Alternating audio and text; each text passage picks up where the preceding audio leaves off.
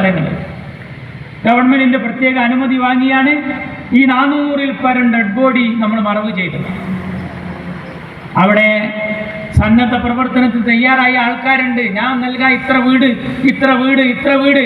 പക്ഷേ ആ വീടിന് തറക്കല്ലിടണമെങ്കിൽ ആ ഭൂമിയിൽ വീട് നിർമ്മിക്കാൻ പറ്റുമോ ഇല്ലയോ, അത് നിലമാണോ പറമ്പാണോ എന്ന് ബോധ്യപ്പെടുത്തി തരംതിരിച്ചു കൊടുക്കേണ്ടുന്ന റവന്യൂ ഡിപ്പാർട്ട്മെന്റ് ആ വഴിക്ക് അനങ്ങുന്ന പോലുമില്ല. ഇവിടെ എന്താ ചെയ്യേണ്ടത്?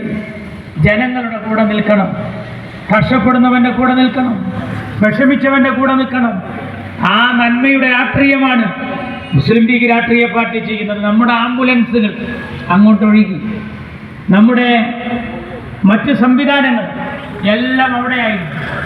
അങ്ങനെയുള്ള നല്ല രീതിയിലേക്ക് വയനാടിൻ്റെ സാഹചര്യത്തെ നമ്മൾ കൊണ്ടുപോയി. ആ അവസ്ഥയിലാണ് വയനാട്ടിലെ ജനങ്ങൾ ഈ തെരഞ്ഞെടുപ്പിൽ കണ്ടതും ഞങ്ങളെ സഹായിക്കുന്നവരെയാണ് ഞങ്ങൾ സഹായിക്കുക എന്ന് തീരുമാനിച്ചത്.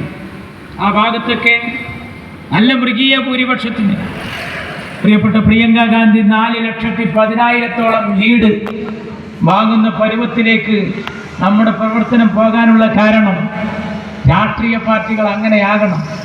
എൻ്റെ പ്രസംഗം കേൾക്കുന്ന വ്യത്യസ്ത രാഷ്ട്രീയക്കാരുണ്ട്. ഞാൻ അവരോട് പറയട്ടെ, മക്കളെ, നമുക്കൊക്കെ ഓരോ പാർട്ടികളുണ്ട്.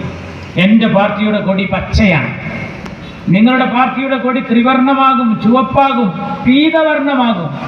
പക്ഷേ അവസാനം നമുക്കൊക്കെ ഒരു പതാകയുണ്ട്, അത് വെള്ളയാണ്. വെള്ള കഫൻ തുണി. അങ്ങനെ പൊതിഞ്ഞു കിടക്കുമ്പോൾ നമ്മെക്കുറിച്ച് നല്ലത് പറയിപ്പിക്കണം. അത് പറയിപ്പിക്കാനാകുന്ന രാഷ്ട്രീയമാണ് നമ്മൾ വളർത്തേണ്ടത്. രാഷ്ട്രീയ ബദ്ധവൈരിയോട് തോന്നിയ കോലത്തിൽ പെരുമാറലല്ല. പാർട്ടി വിട്ടാൽ TP ചന്ദ്രശേഖരനുള്ള ഗതിയല്ല KT ജലീലിന് എന്നെങ്കിൽ അതിൻ്റെ വ്യത്യാസം നമ്മൾ മനസ്സിലാക്കേണ്ടതുണ്ട്. നവീൻ ബാബുവിൻ്റെ കുടുംബം കമ്മ്യൂണിസ്റ്റ് കുടുംബമായിട്ടും എന്തുകൊണ്ട് രക്ഷയില്ല എന്നുള്ള കാര്യം ചർച്ച ചെയ്യേണ്ടതുണ്ട്. ഷുക്കൂറിൻ്റെ കുടുംബത്തിൻ്റെ ഗതി എന്താണ്? കൃപേഷിൻ്റെയും ശരത് ലാലിൻ്റെയും അവസ്ഥ എന്താണ്? നമ്മൾ മനസ്സിലാക്കേണ്ടതുണ്ട്. രാഷ്ട്രീയ പ്രവർത്തനം എന്നുള്ളത് എതിരാളിയെ വരുത്താനല്ല, സ്നേഹത്തിൻ്റെ രാഷ്ട്രീയം, എല്ലാവരോടും മമതയുള്ള രാഷ്ട്രീയം. അങ്ങനെ ആവണം പാർട്ടികൾ. ഞാൻ ഓർക്കുന്നു മഹാനായ CH ഉള്ള കാലം